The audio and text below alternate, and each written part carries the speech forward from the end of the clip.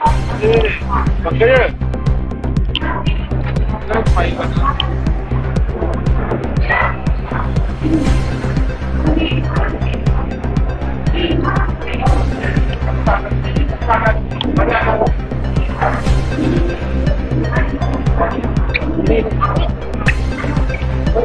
साहब ट्रेन के माध्यम से पहली बार कट रहे हैं।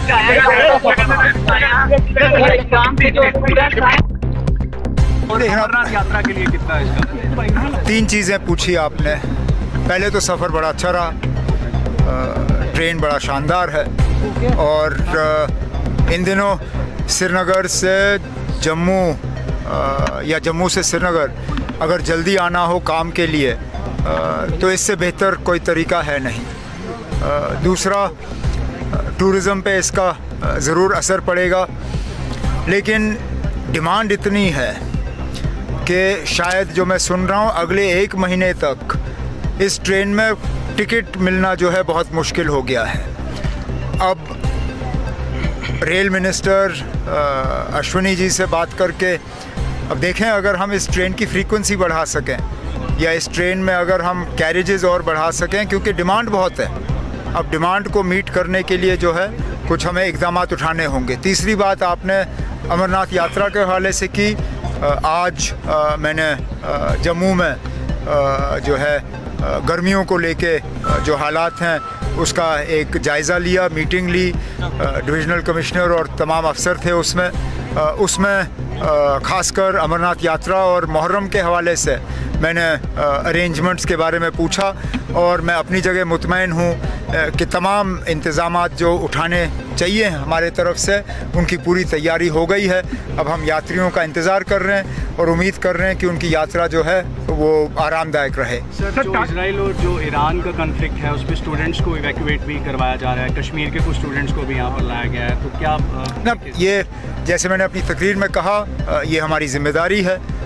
हमारे बच्चे वहाँ तालीम हासिल करने के लिए गए, अब हालात बिगड़ गए हैं और उनके माँ बाप जाहिर सी बात है परेशान होंगे। उनकी जगह मैं होता तो मैं भी परेशान होता और बच्चे भी वहाँ से निकलना चाहते थे। तो कुछ दिन पहले मैंने फॉरेन मिनिस्टर जयशंकर साहब से बात की और हमने एक प्लान जो है वो तैयार किया। उस प्लान के तहत अब इन बच्चों को लाया जा रहा है।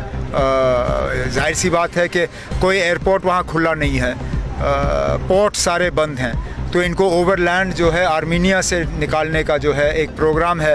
एक मतलब कल हमने 90 के करीब लाए, आज क्या 300-400 के करीब जो हैं वो निकल रहे हैं। एक एक करके हम इनको जल्दी से निकाल लेंगे।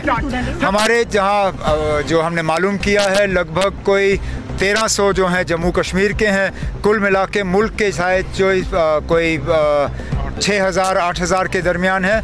1500 के आसपास, 1300-1400 के आसपास जम्मू कश्मीर के हैं। टाटा ग्रुप ने अपॉलॉजी की है जो क्रैश हुआ था, आपको लगता नहीं है कि अपॉलॉजी के साथ साथ अकाउंटेबिलिटी फिक्स होनी चाहिए? ना, अकाउंटेबिलिटी फिक्स होगी। किसने कहा अकाउंटेबिलिटी फिक्स नहीं होगी? अभी तो हमें मालूम नहीं है जहाज़ गिरा कैसे। हम बहुत जल्दबाजी में जो है इस पे अपनी एनालिसिस करते हैं। ना हमें जहाज़ चलाना आता है, ना हम जहाज़ बनाने वाले होते हैं, लेकिन हम अपने स्टूडियोज़ में, अपने घरों में, अपने सोशल मीडिया पे जिन चीज़ों के बारे में हमें जानकारी नहीं है उन पे हम तबसरा करते हैं। पहले तो हमने पायलट को कत्ल किया, हमने कहा ये पायलट की गलती है, उन्होंने फ्लैप्स नहीं नीचे लाए। फिर किसी ने कहा नहीं ना, अब ये पायलट की गलती नहीं है, इंजन फेल हुए। फिर किसी ने और कुछ कहा। अब हमें इंतज़ार करना चाहिए। दोनों ब्लैक बॉक्स मिल गए हैं, इंक्वायरी बिठाई गई है। फौरी तौर जो है इंक्वायरी का रिपोर्ट हमारे सामने आए, फिर हम उम्मीद करेंगे कि इसको दोबारा ऐसा हादसा ना हो, इसके लिए कदम उठाए जाएंगे। ना, हालात जो 1 महीना पहले थे वो नहीं है। मैं अपनी जगह उन तमाम टूरिस्टों का शुक्रिया करना चाहता हूं जिन्होंने जम्मू कश्मीर और ख़ासकर कश्मीर आना वापस शुरू किया है। इसी तरह जो यात्री पहलगाम के फ़ौरन बाद माता वैष्णो देवी के दर्शन के लिए भी आना रुक गए थे, वहाँ उनकी भी तादाद अब अच्छी खासी हो गई है। दिन के 40,000 से ज़्यादा जो हैं यात्री अब माता वैष्णो देवी के दर्शन के लिए आ रहे हैं। इसी तरह कश्मीर में भी आहिस्ता आहिस्ता टूरिज़म का सिलसिला जो है बढ़ रहा है। ये सीज़न जो मई जून का है ये तो गया, लेकिन कम से कम आगे के महीने जो हैं इनमें ठीक ठाक टूरिस्ट का रश रहे, तो यही हमारी कोशिश है।